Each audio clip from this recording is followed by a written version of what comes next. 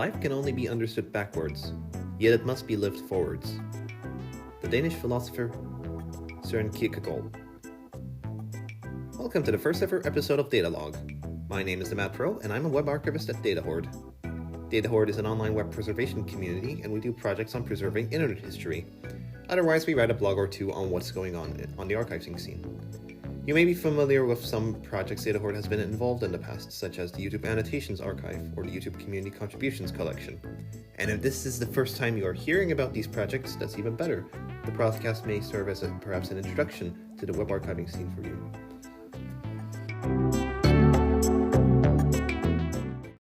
Then what better way to start this podcast than reading a few headlines? It's time for the news.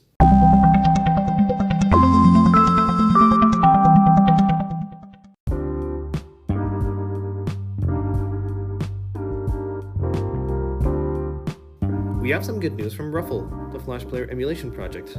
Ruffle is an open source Flash Player emulator written in Rust, both on desktop, also on smartphones and tablets. Owing to the amazing contributions of Dinnerbone, the latest version of Ruffle introduces bitmap drawing and blend modes. In plain English, that means much better visual effects. If you're feeling nostalgic about web games like the Fancy Pants Adventures World 2, or Fireboy Water Girl in the Forest Temple, you can see Ruffle in action on Newgrounds.com. Or if you want to try some other Flash game or animation for yourself, head to ruffle.rs. That's ruffle.rs.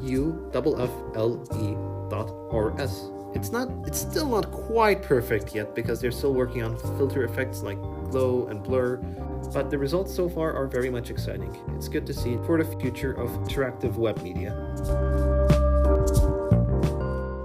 This last week, the Internet Archive held a Public Domain Day film contest in honor of all the works from 1927 which have just entered the public domain. Hence the name. The contest consists of vintage images and sounds being remixed into short films.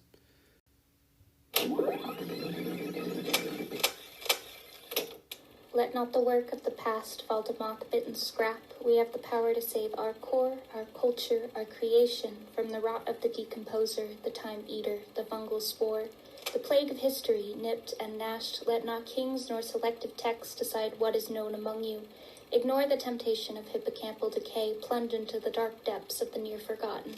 That was an excerpt from the first place winner, Echo Echo by Nats Gonzalez. All 47 entries are currently viewable on the Internet Archive at blog.archive.org, and for future reference they may be found by searching Public Domain Day Film Contest 2023.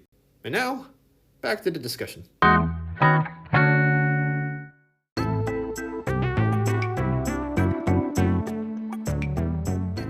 Archive is a word that gets thrown around a lot. So what better way to start the podcast series itself than with some talk on data and archiving? Now, data comes in different shapes and sizes. It can be anything from family photos to your Instagram selfies to messages. Your conversations and exchanges with people can be considered data, that is to say, memories of the past. Who you are, where you were, what you were doing. The process of retaining this data in an album or on the web is what we term archiving. Where you put your data becomes your archive.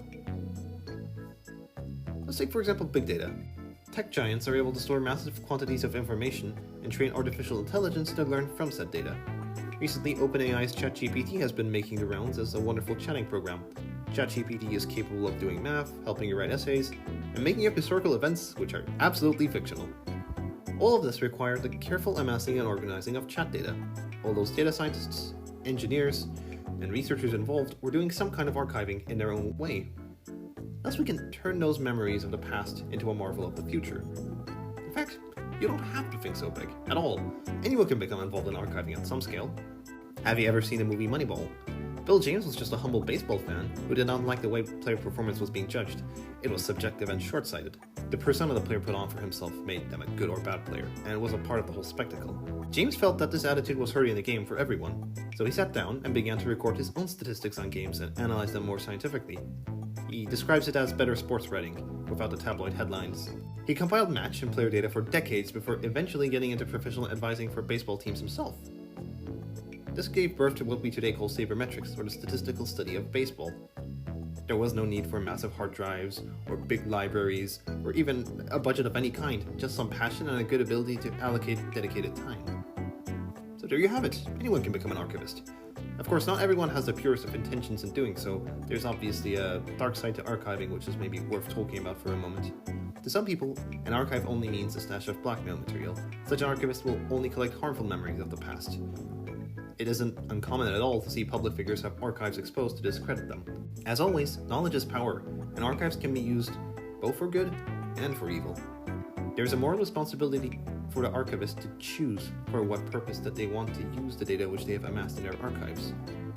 Well, enough of that. If you are brave and want to make your mark on the world as an archivist, it's obviously a good idea to study the work of some other archivists. First and foremost, we have the Internet Archive, founded some 20 years ago.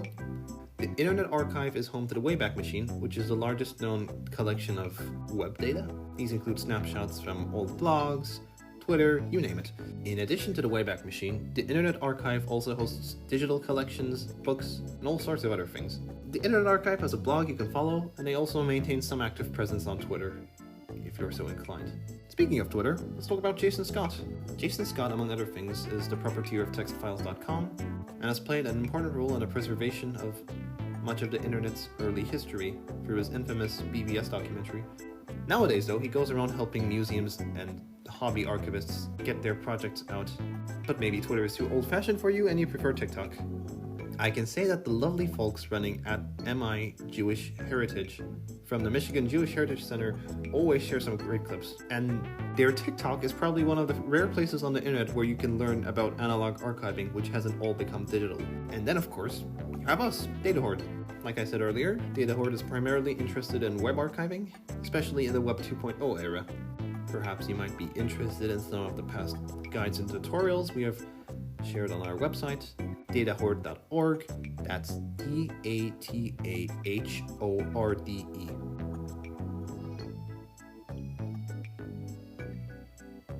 Else you may be looking for other archivists to exchange ideas with. If so, you may be interested in joining our Discord, which is linked to from our website, and possibly also the podcast description, depending on what platform you're listening to this on. Well, that's enough of that. Tune in next week to hear me talk about HDDs and SSDs, how to manage your storage. Until then, this has been the Matt Pro, signing off.